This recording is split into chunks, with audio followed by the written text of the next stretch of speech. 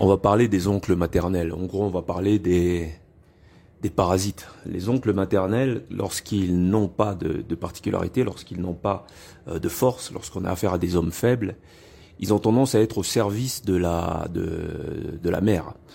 Et donc, ils vont jouer plus ou moins le même rôle que le prédicateur, hein. C'est-à-dire que ils vont empêcher donc qu'il y ait une volonté de puissance qui émerge du collectif familial. C'est-à-dire que la mère, ayant des tendances avares, hein, c'est-à-dire elle est avare, elle est avare de pouvoir, hein, et donc cette avarice de pouvoir va la conduire à créer au sein même de son foyer des distorsions, et pour ce faire elle va avoir besoin d'associés.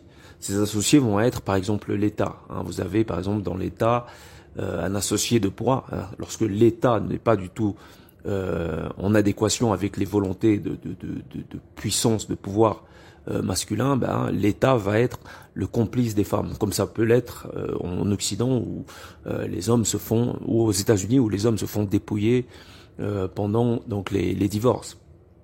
Et donc les femmes vont avoir donc cet attrait pour l'alliance avec l'État. Donc l'État va lui servir donc de béquille au cas où ça part en sucette dans son couple. Et quand je dis que ça part en sucette, c'est que son couple ne rend pas compte de ses propres besoins, de ses propres volontés. Lorsque par caprice elle va estimer que le mari ou le fils n'est plus du tout représentatif de ses désirs avares, de son avarice, elle va se servir de l'État, comme dans les communautés noires, les mères et consorts vont se servir des prédicateurs, donc des pasteurs, pour remplacer l'autorité du père et pour créer une distorsion au sein de la famille qui va faire, que vous n'arriverez plus à gérer rien du tout. Et d'ailleurs, il y a beaucoup d'hommes congolais qui grandissent dans des familles où le prédicateur a bien plus d'autorité que le père. Donc ça crée des générations d'hommes complètement castrés. Et donc l'oncle maternel, lui, c'est ce rôle qu'il va jouer. Il va jouer ce rôle de distorsion. La femme étant avare de pouvoir, elle va chercher donc une espèce de béquille à l'extérieur, une espèce d'autorité. C'est pourquoi lorsque vous voyez que l'oncle maternel joue ce rôle de distorsion au sein de la famille et veut vous éloigner donc de votre autorité. Parfois c'est l'autorité du père, hein. L'oncle maternel, lorsqu'il est à la botte de la mère, il va vous éloigner, il va éloigner le fils de l'autorité, le père aussi de l'autorité, en adéquation avec la mère. Donc maintenant, ça dépend des oncles maternels. Vous avez deux types d'oncles maternels. Vous avez des oncles maternels comme moi, qui suis un oncle maternel qui ne bénéficie pas donc de l'aide, qui ne bénéficie pas de l'association de ma sœur qui va avoir ses enfants, etc., pour monter ses coûts parce qu'elle sait que c'est niqué d'avance. Je suis pas comme ça et les intérêts du petit comme de la petite, c'est mes intérêts aussi. Et donc ces besoins avares de domination sur les futures générations, elle va pas pouvoir les faire avec moi. Donc elle va soit trouver un mari qui est un pigeon potentiel, soit un prédicateur, soit une religion. Elle va se cacher derrière la religion. Ça passe très bien avec la religion chrétienne. On peut le voir avec les femmes congolaises. Et donc, l'oncle maternel, lui, lorsqu'il est à la botte, l'oncle maternel qui est totalement différent de moi, lui, il va être, c'est la majorité des oncles maternels sont comme ça, de ce que j'ai pu voir. Ils vont être à la botte de l'intérêt de la mère, de leur sœur, parce que ils n'ont pas de volonté de puissance eux-mêmes et qu'ils ne veulent pas voir cette volonté de puissance dans leur propre neveu. Donc cette volonté de puissance de la part de leur propre neveu ou de la part du mari de leur sœur va les renvoyer à leur propre impuissance. Et ça, ils ne veulent pas le voir.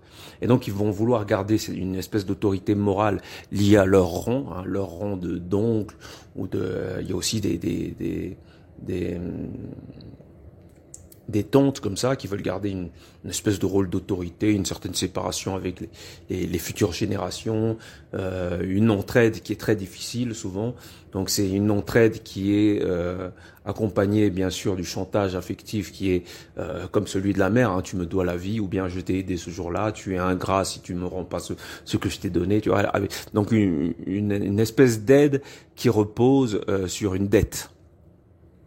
Et donc, faites très attention à l'oncle maternel lorsqu'il ne joue pas le rôle de transmetteur, lorsqu'il ne transmet pas peut-être son vécu, peut-être un héritage. Quand je dis un héritage, c'est pas forcément de l'argent, c'est du vécu, c'est un héritage intellectuel, un héritage révolutionnaire. Vous avez des oncles maternels qui se contentent de dire que ce sont des révolutionnaires, mais on les entend jamais dévoiler quelle est leur révolution, ou parler de révolution, ou transmettre l'idée d'une révolution. Vous voyez, ce sont des hommes qui restent souvent en surface. Donc, il faut faire très attention à ça. Hein, les hommes qui sont toujours en surface, qui essayent de rouler des mécaniques et de dire que eux ils sont spéciaux, etc., mais qui ne transmettent pas. Parfois ça peut être l'oncle, parfois ça peut être l'aîné, hein, l'aîné qui veut vous en mettre plein la vue, mais qui derrière ne transmet pas. Hein, il ne transmet pas le savoir, il est toujours dans la finalité prétendue altruiste de vous aider, de faire quelque chose pour la famille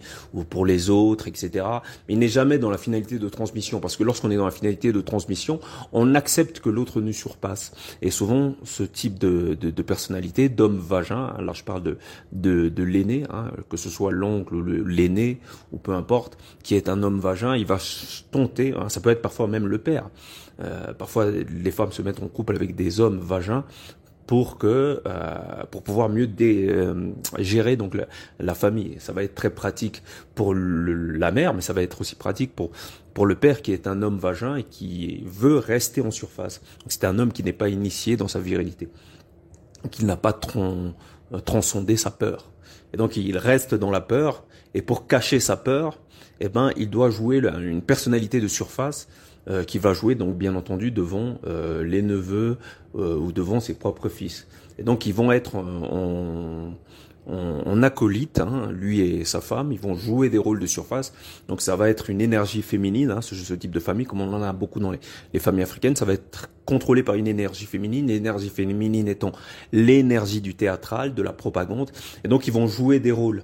Ils vont jouer des rôles, ils vont se regarder, ils vont avoir des regards complices et jeter un petit coup d'œil, voir si le fils ou le neveu croit en leur baratin.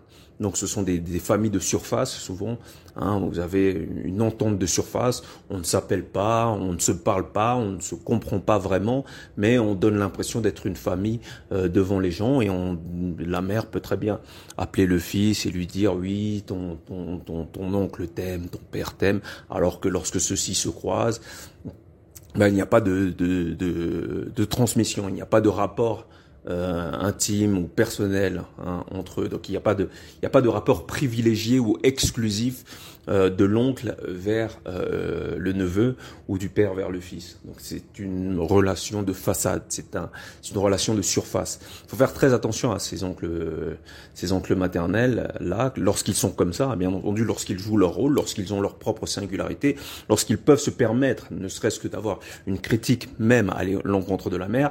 Là, c'est très utile parce qu'ils vont jouer une espèce de garde-fou, hein, au cas où la femme, ayant des volontés avares de contrôler le foyer, déborde. Donc l'oncle maternel, ça peut être très utile dans ces conditions-là.